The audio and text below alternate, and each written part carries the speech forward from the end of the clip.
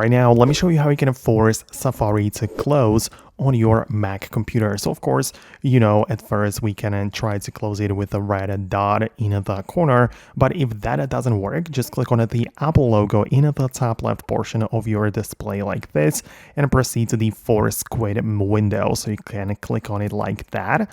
It opens this thing up, and obviously you have all of the apps running in here which you might want to close, right? So you can click on Safari in here and make sure you force quit it. You should, of course, only use it if the app doesn't respond for a while, because, it's a force process, right? Because at first you might want to try to close it normally, but if not, you can force quit it like that. You need to confirm it, and now Safari is gone. So that's one way of doing that. Of course, there is another one, which I'm going to show you in just a second, but let me just reopen a Safari like that, and we are fresh back again with it. So the second approach uses an app on the Mac, which is called Activity Monitor. So this is what it looks like. Just make sure you open it up on your computer like this.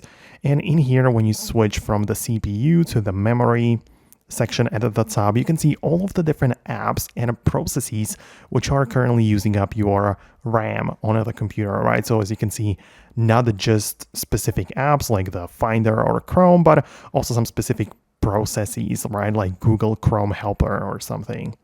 And the point is that you should see and find Safari in here too.